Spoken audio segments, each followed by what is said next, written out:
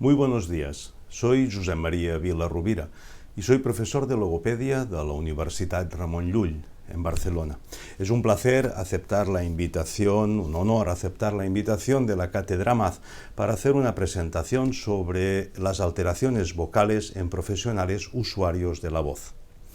Esta presentación tendrá básicamente 5 apartados. Primero, un pequeño repaso a las bases anatomofisiológicas de la fonación. Conoceremos los problemas vocales habituales en las personas usuarias profesionales de la voz. Intentaremos hacer un repaso a los factores que inciden en la salud vocal de estos profesionales, qué consecuencias tiene en la vida laboral y en la vida personal, y finalmente algunas indicaciones, algunas pautas y orientaciones para la prevención de las alteraciones vocales.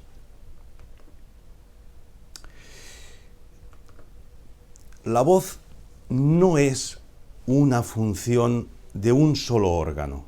Es cierto que el órgano principal de producción de la voz es la laringe, pero la voz necesita de todo el cuerpo para poder ejercerse con normalidad y con plenitud. De tal manera que lo primero que debemos pensar es que la voz es el fruto del movimiento de todo el cuerpo. Así, postura y movimiento incidirán directamente en la producción vocal.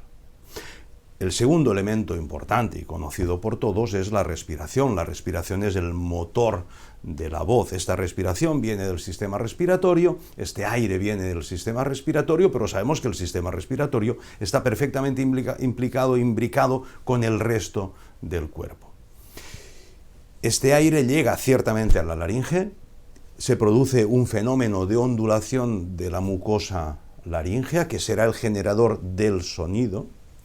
Este sonido, en cuarto lugar, va a amplificarse en las cajas de resonancia. Esta amplificación es esencialmente una ganancia de intensidad, pero también un enriquecimiento armónico, que es el que acaba determinando el timbre de la voz de cada uno de nosotros, indistinta, diferente, diversa, y que nos da una identidad y que va a ser regulada por nuestro sistema auditivo y por todo el sistema nervioso. Por lo tanto, la voz, a pesar que se genera específicamente en la laringe, necesita de la participación de todo el cuerpo. Hemos situado respiratorio, vibrador, amplificador. Vamos a hacer una mirada en la laringe para entender también qué tipo de lesiones y por qué estas lesiones aparecen. La estructura de la laringe es una estructura muy pequeña, cartilaginosa, cuelga del hueso hioides, y el fenómeno vocal se genera por la ondulación de una capa muy fina, muy flexible, muy elástica, que recubre los pliegues vocales, los mal llamadas cuerdas vocales. No son cuerdas, son arrugas en el interior del tubo respiratorio. Estas arrugas tienen evidentemente unos músculos que hacen que se abran, se cierran para la inspiración, que van modificando su tensión y con esto modificarán el tono, la altura vocal, y esta finura, esta sutilidad del tejido va a hacer que cualquier alteración, endurecimiento de la superficie, lesión que aparece debajo de la superficie de la mucosa laríngea, va a generar disrupciones en la ondulación y por lo tanto sonidos añadidos, ruidos que vamos a oír en la voz de las personas con disfonía. Le llamamos disfonía, la afonía, que es el término popular, no será adecuado. Normalmente no encontramos personas áfonas, encontramos personas con disfonías más o menos severas, que pueden ir desde un ligero aire, un pequeño ruidito en el interior del sonido, hasta grandes perturbaciones con muchos ruidos añadidos, lo que llamamos una ronquera. Entre la voz ligeramente soplada y la voz ronca tenemos todo un abanico de distorsión vocal al que nosotros llamamos disfonía. Nuestros pliegues vocales en una vista cenital, desde arriba, vemos claramente que se trata de pliegues, de arrugas, y los vemos en una imagen en abertura para permitir el paso del aire hacia el árbol respiratorio, pero ya podemos observar que son dos. Alguien dice, pero no hablaban de 4 cuerdas vocales, no. Hablamos de 2 pliegues vocales y sí que podemos ver en el exterior o ligeramente separados 2 protuberancias llamadas bandas ventriculares que en alguna época se habían denominado falsas cuerdas vocales. Preferimos no hablar ni de cuerdas ni de falsas, hablemos de bandas ventriculares y de pliegues. Cada uno tendrá su función y de hecho la observación laringoscópica funcional nos permite ver si la relación entre el trabajo del pliegue vocal y el trabajo de las bandas ventriculares es equilibrado o no. Vemos en la imagen de enfonación que los pliegues vocales son blanquecinos, blanconacarados, dice la literatura, porque tienen un sistema circulatorio muy fino, con lo que no colorean en rojo su superficie, pero evidentemente no son exangües, tienen capilaridad muy fina. Vemos que el cierre en situación de fonación no es un cierre completo en esta imagen, pero sí que hay momentos en que los 2 pliegues van a tocarse y van a cerrar completamente. La configuración histológica de la laringe no corresponde a esta sesión, pero sí que es importante entender esta distribución en capas que hace que el interior del pliegue vocal tenga un músculo que puede tener mayor o menor contracción. Esto modificará su grosor y su tensión y provocará que la ondulación del pliegue vocal tenga una velocidad u otra. Vamos a intentar visualizar esto en unas imágenes animadas. Podemos observar cómo un halo de aire llega al espacio subglótico, los pliegues vocales están cerrados y este aumento de presión provoca la ondulación de la mucosa laríngea. La vemos en una imagen muy ralentizada, evidentemente, porque ya podemos tener una pista informativa. La oscilación de los pliegues vocales, de la mucosa de los pliegues vocales de un varón, ronda los 110 ciclos por segundo. Y la voz habitual de una mujer ronda sobre los 220 ciclos por segundo, en hercios como medida acústica.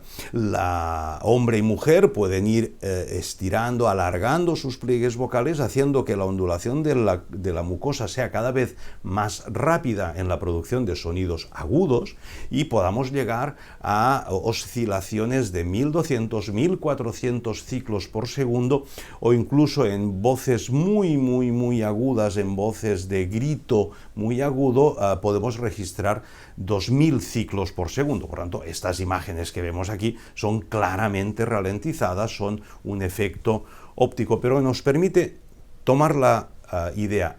Los pliegues vocales no se mueven ellos como en bloque.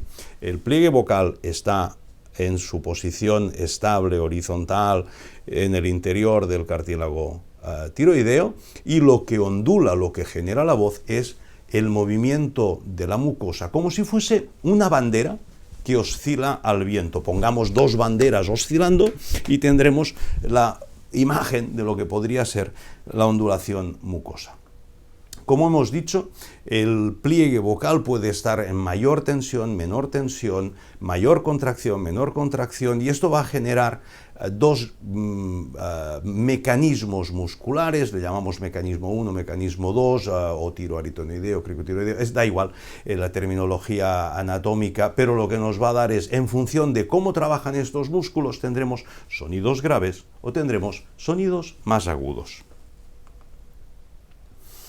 Los profesionales usuarios de la voz, los docentes, los abogados, ya haremos la lista dentro de un momento, podemos sufrir problemas vocales, porque la voz es nuestro instrumento de trabajo, uno de nuestros instrumentos de trabajo, y este fenómeno de usar la voz para trabajar, pues puede generar algunas fatigas, algunas complicaciones. Podemos analizar, podemos cuantificar que el 30% de la población laboral en nuestro entorno usamos la voz como herramienta principal del trabajo. El 30%. Muchos docentes locutores, actores, cantantes, teleoperadores, podemos considerar que tienen un uso muy intenso de la voz. Esencialmente, su trabajo pasa por la voz. Estos profesionales, si pierden la voz, pierden su principal instrumento de trabajo. Y podemos decir, su trabajo depende esencialmente del uso adecuado de la voz, de la salud que tienen. Si pierden la salud vocal, pierden su principal herramienta de trabajo. Estas son profesiones claramente vocales, pero hoy en día, donde la comunicación interpersonal, la comunicación profesional en el mundo evolucionado occidental, en nuestro contexto, podemos afirmar que muchísimas otras profesiones usan la voz como un instrumento importante. Hacemos un listado seguro no exhaustivo: agentes comerciales, dependientes de tiendas, sacerdotes, recepcionistas, todo el personal que hace atención al cliente o al usuario, abogados y jueces, en general profesiones sanitarias que interrogan, interlocutan, hablan, conversan con sus pacientes, psicólogos, consejeros, pero también en algunas situaciones encontramos que profesiones como militares o policías usan la voz, y además la usan en situaciones de contexto laboral a veces complicadas: aire libre, ruido, situaciones de estrés. Ruido, por ejemplo, en el mundo de la construcción. Nadie se plantea, yo no trabajo con la voz cuando trabajo en la obra, pero evidentemente la voz en un entorno tan ruidoso como es una obra pública, una obra civil, evidentemente es un contexto en el cual algún trabajador puede ver afectada su voz por el uso en un entorno ruidoso. Entrenadores deportivos, monitores, la lista es importante, es inmensa. Quizá diríamos, hay profesiones, si lo hacemos al revés, hay profesiones en las que no se usa la voz. Dices, uy, qué pocas. Hay pocas. Ahora, ¿dónde hay riesgo? Bueno, pues los riesgos de problemas vocales están en algunas profesiones que tienen o un uso muy intensivo o unas condiciones particulares. Vamos a intentarlo ver, pero primero vamos a cuantificar. Hemos dicho el 30% de la población usa la voz, sí, pero ¿qué tipos de trastornos aparecen en la población general? Bueno, hay estudios diversos en función de zonas y cómo se hacen básicamente los diagnósticos, si se hacen solo por síntomas expresados por el paciente o exploración laríngea que detecta lesiones. El tipo de la prevalencia es muy diversa en función del tipo de estudio que se hace, pero en general podríamos decir que problemas vocales que generen un cierto malestar se pueden cuantificar con una prevalencia entre el 6 y el 7,5% de la población. Hay una población altamente estudiada, hay una profesión muy estudiada, que es la profesión docente. Maestros, profesores de cualquier nivel de la escolaridad han sido estudiados porque son una población diana de los problemas vocales. Se llega a encontrar, haciendo un resumen de muchos estudios, prevalencias de más del 11%, pero en España mismo tenemos un estudio de hace ya unos cuantos años con exploración laríngea directa a 1 millar de docentes, que ya es una población, una muestra importante, y se encontraron lesiones laríngeas en cerca del 20%. ¿Ese estudio nos puede representar el universo? No, pero es un dato. Llegar a encontrar un 20% de lesiones laringeas en un estudio con una muestra de 1 millar de participantes es claramente un dato importante. En estudios basados en preguntas al profesorado, ¿usted en algún momento de la vida ha tenido usted algún problema de voz? Este tipo de estudios, que tienen una validez distinta de los otros, llega a contabilizar hasta el 57% de docentes que en algún momento de su vida laboral han presentado un problema de voz, mientras que la misma pregunta a una población general nos da un dato de solo un 28%. Por lo tanto, podemos hablar que ciertamente hay una incidencia de problemas de voz en ciertas profesiones. ¿Cuál es la alteración vocal orgánica más diagnosticada y más reconocida? Los nodos vocales. Se trata de una formación endurecida de la superficie de la mucosa, habitualmente bilateral y producto de un exceso de uso o un mal uso de la voz. Estos dos conceptos nos van a servir luego cuando hablemos de prevención, porque el problema está en la cantidad de uso y en la técnica vocal utilizada. De hecho, desde hace años en nuestro país, los nódulos vocales de algunas profesiones son reconocidas como enfermedad laboral. Pero no olvidemos, la laringe puede sufrir también otro tipo de trastornos que en el profesional usuario de la voz va a ser claramente un hándicap en el desempeño de su tarea, de su profesión. Podemos hacer un listado largo, lo resumiremos en los más conocidos: los pólipos, también fenómeno traumático, los quistes, que a veces son de origen funcional, en algunos casos son producto de procesos catarrales, pero también existen quistes de origen congénito, personas que usan la voz con normalidad, pero que presentan una lesión de nacimiento, una lesión congénita, que en algún caso puede dar altas problemáticas, altas manifestaciones vocales, y en otros casos puede pasar más desapercibido y no dar clínica que genere ningún tipo de atención sanitaria. Finalmente, el sistema nervioso puede también tener alguna alteración y por lo tanto la inervación de los pliegues vocales puede afectarse, y nos encontramos con pacientes que presentan parálisis laríngeas de etiologías diversas que no hace falta que comentemos aquí porque no son de origen laboral, pero sí que pueden tener una consecuencia en el uso de la voz por parte de estos profesionales. ¿Qué factores creemos que inciden en la salud vocal de los usuarios profesionales de la voz? Bueno, diríamos, vamos a separar riesgos internos físicos, psicosociales. Vamos a intentar aclarar, pero los vamos a lanzar, no vamos a desarrollar cada uno de ellos, evidentemente, porque la medida, la intención de esta sesión no es de profundizar al detalle. El principal riesgo externo viene por el ruido. Evidentemente, mi voz es sonido, el entorno ruidoso compite con mi voz. Para ser oído tengo que aumentar la intensidad, aumentar el esfuerzo, y esto va a generar una fatiga de tejidos que va a evolucionar en lesiones de tipo funcional en la laringe.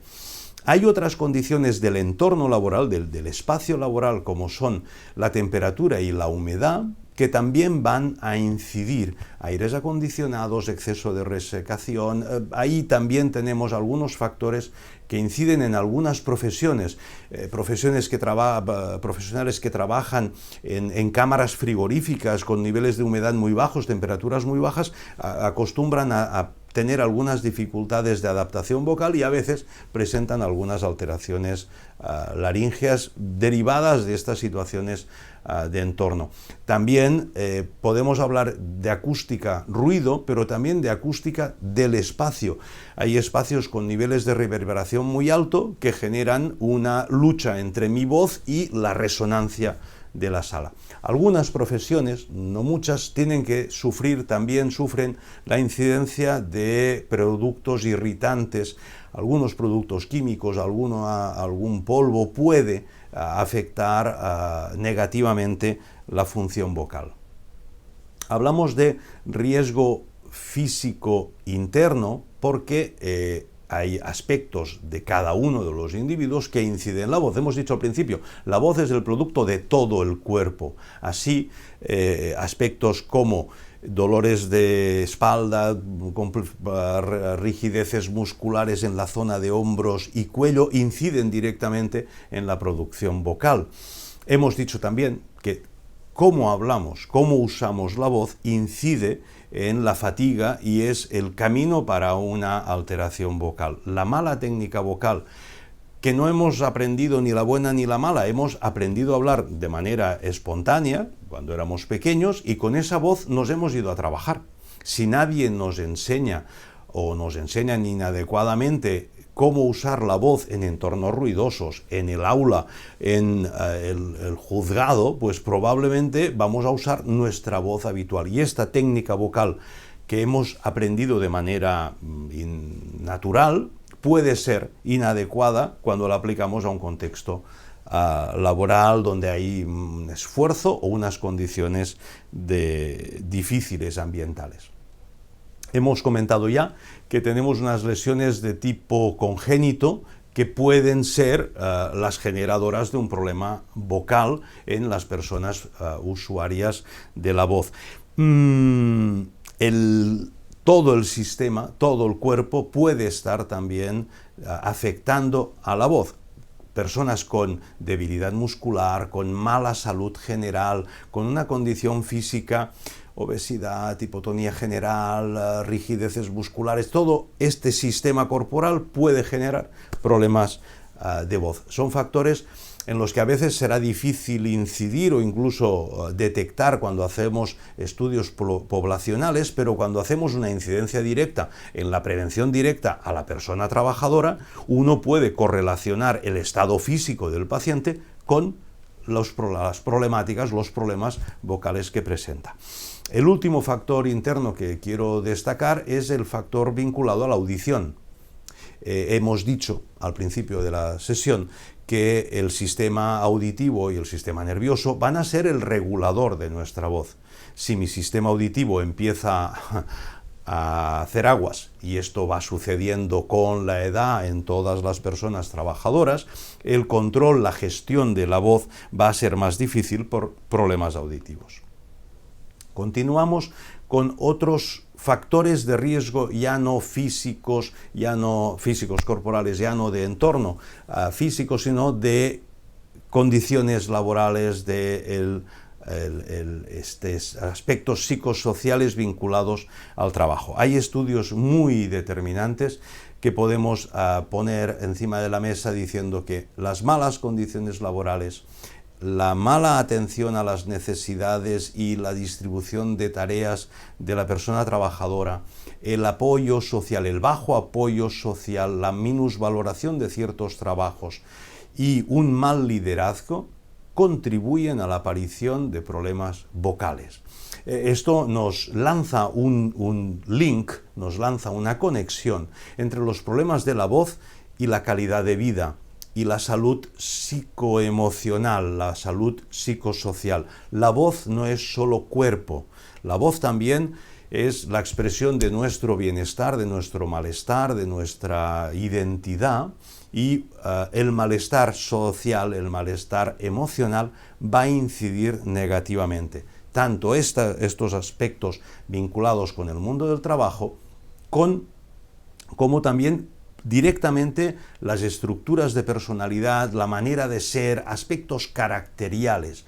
No es el lugar aquí para hacer la explicación de todas las relaciones entre personalidad, sistema nervioso y voz que nos permiten hacer esta afirmación de la relación entre el mundo emocional y el mundo vocal, pero sí que podemos presentar que hay diversos estudios que nos dicen que las personas trabajadoras, usuarias de la voz, personas que trabajan con la voz, que tienen problemas vocales, acostumbran a presentar mayor número también de demandas psicológicas, que presentan unos niveles de preocupación y de emocionalidad altos, que tienen la sensación que no gestionan bien su futuro laboral, futuro personal, esta dificultad de afrontar las dificultades, si además son dificultades en el entorno laboral y uno tiene la sensación que el entorno laboral no está acogiendo a esa persona, es más fácil que aparezcan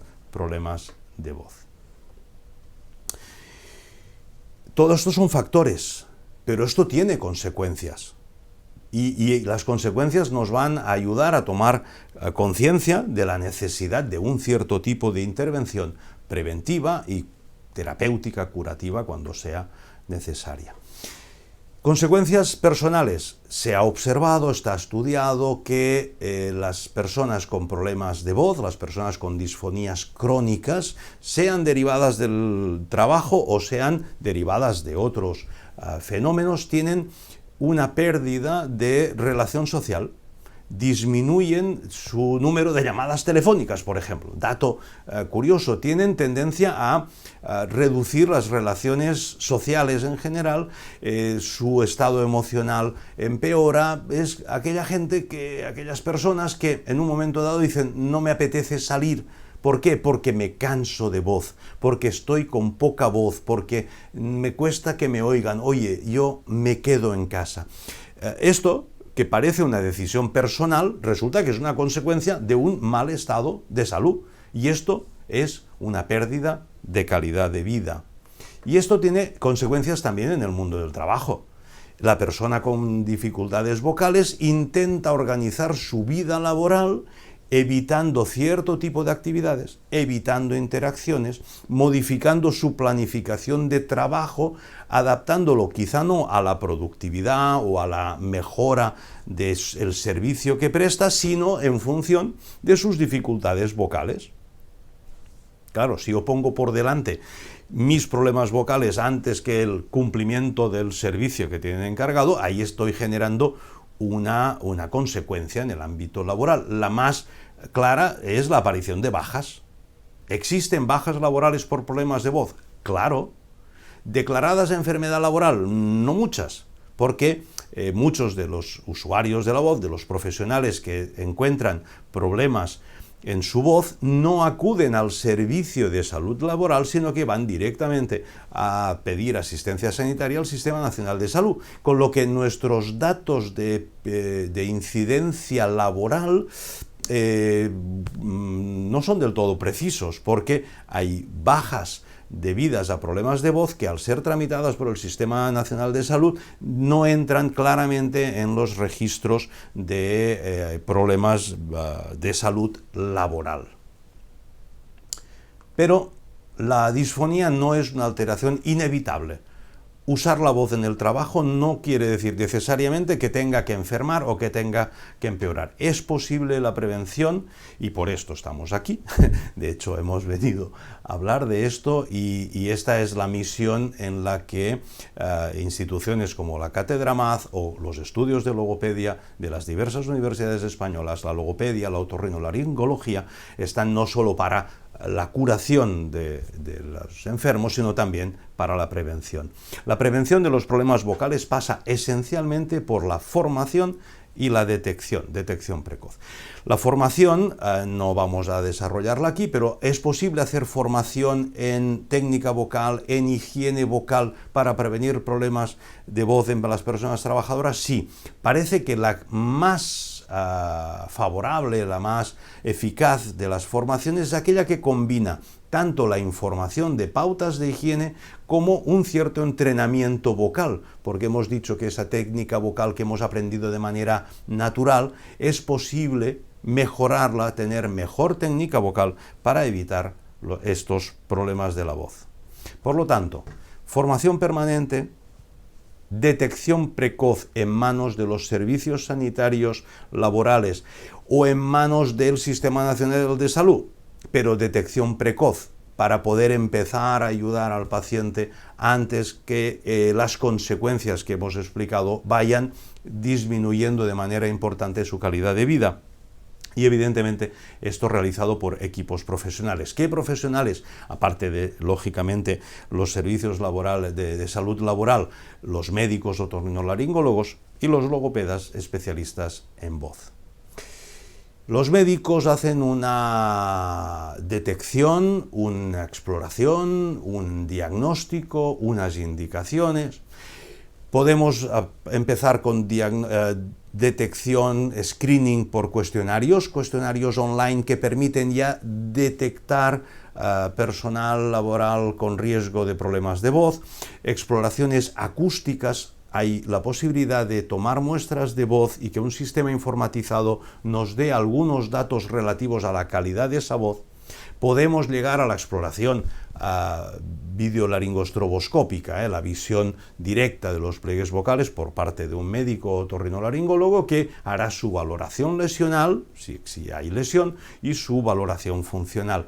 Esto va a generar una indicación farmacológica, una indicación logopédica o una indicación quirúrgica cuando el tipo de lesión sea tributaria de cirugía. ¿Qué hacemos los logopedas? Los logopedas hacemos prevención y tratamiento.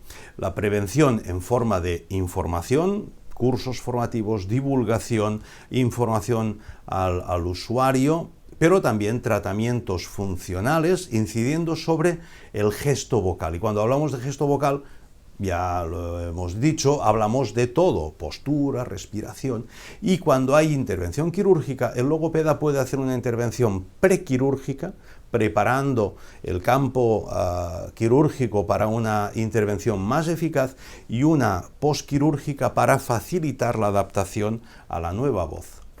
Las acciones del logopeda directas se sitúan en el sistema musculoesquelético, en el sistema respiratorio, en el trabajo vocal, y alguien dice, por eso si uno va al logopeda a hacer trabajo de voz, lo hacen cantar. Efectivamente, cantar, ya hablaremos dentro de un momento de ello, es el mejor ejercicio para la voz. Pues sí, vamos a hacer trabajo vocal, trabajo auditivo y trabajo de mejora de la conciencia corporal.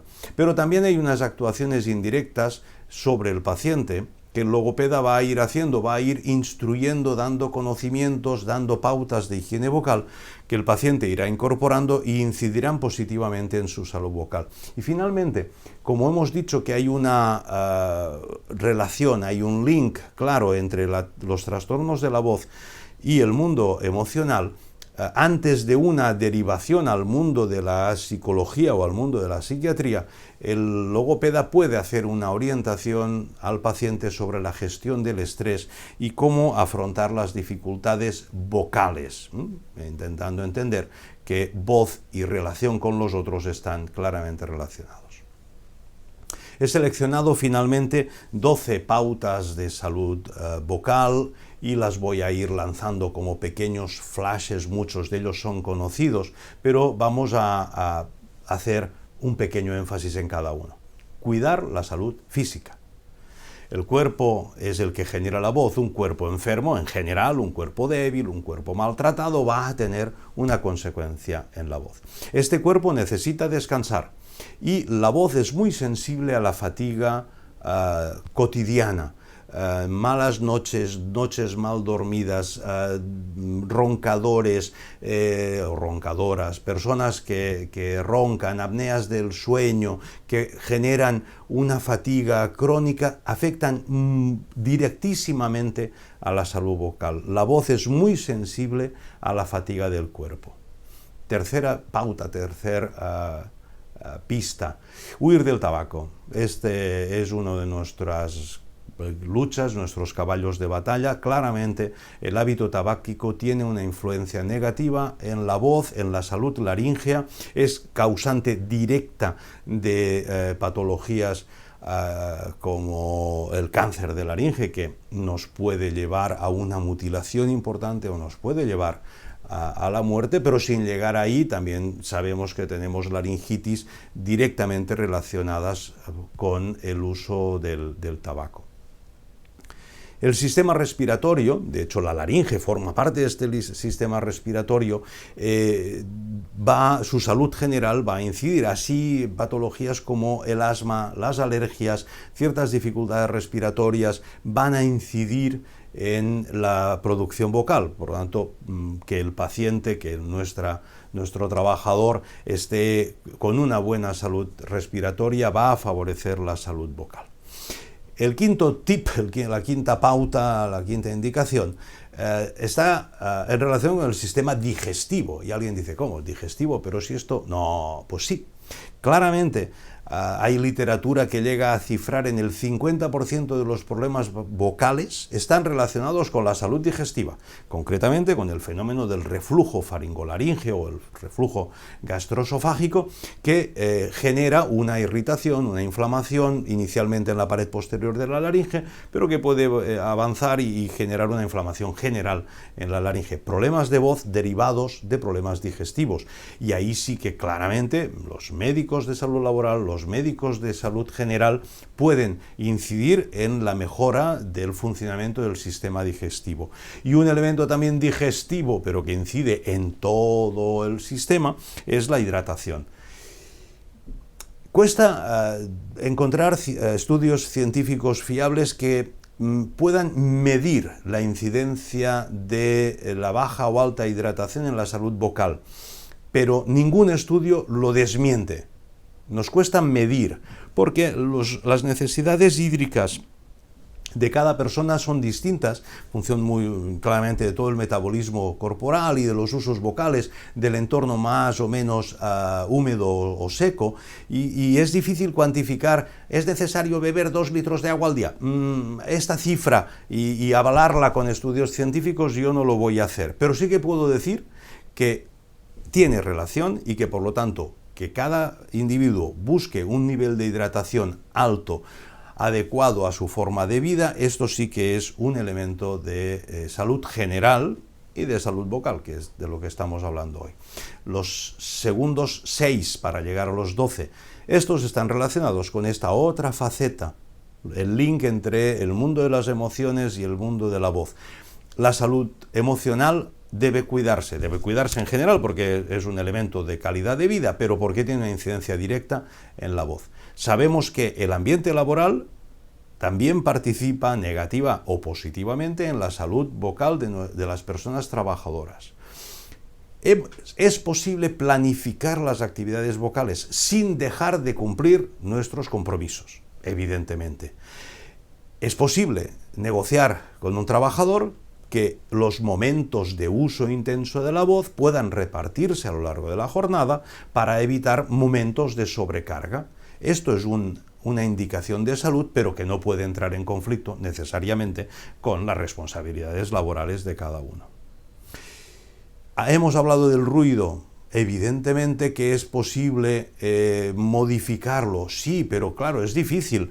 Si mi puesto de trabajo está en una calle ruidosa, pues no va a ser fácil aislar el espacio de trabajo, pero habrá que intentarlo, habrá que estudiar hasta qué punto podemos mejorar las condiciones ambientales. Pero yo sí que puedo ser consciente que si en un momento dado hay un ruido muy intenso, no es el momento de ponerme a explicar una cosa o hablar. Puedo callar unos segundos y cuando aquel ruido intenso haya bajado, entra mi frase. No siempre es posible, pero esas personas que hay ruido y lo que hacen es chillar más, evidentemente no están contribuyendo a su salud vocal. Penúltimo tip, evitar el grito. Primero porque gritar no es muy eficaz en las relaciones humanas, eficaz desde el punto de vista de cantidad de información y de capacidad de persuasión. En general, gritar no funciona muy bien. Y además el grito, si es un grito emocionalmente negativo, el grito del malestar afecta muchísimo más negativamente a la voz que un grito de bienestar. Aquí los mecanismos del sistema vegetativo, del sistema nervioso autónomo nos dan la explicación. El grito negativo es peor que el grito positivo. Pero de entrada, evitemos el grito. Y finalmente, el mejor uso de la voz, el uso más adecuado, el más saludable, el que genera más flexibilidad muscular, el que controla la calidad del sonido es cantar. Cantar es bueno para la voz. Podemos cantar solos en la ducha, podemos ir a clases de canto, podemos cantar en el coro de nuestro barrio, parroquia o asociación cultural, podemos cantusear donde queramos, pero cantemos. Cantar es probablemente el mejor ejercicio para la voz. Porque la voz es un instrumento de trabajo, sí, pero es frágil, pero es bello. La voz es bonita, la voz es una de las características del ser humano que permite generar belleza en sí misma. La voz puede ser bonita y por lo tanto debemos conservarla, porque puede ser conservada, porque no necesariamente el usuario profesional de la voz está condenado a tener problemas vocales. La voz puede y debe ser cuidada y conservada. Hasta aquí mi presentación. Muchas gracias por su atención, muchas gracias por la invitación de la Cátedra MAZ y, como hago muy habitualmente, despido mis presentaciones y mis clases deseando buena vida y buena voz. Muchas gracias.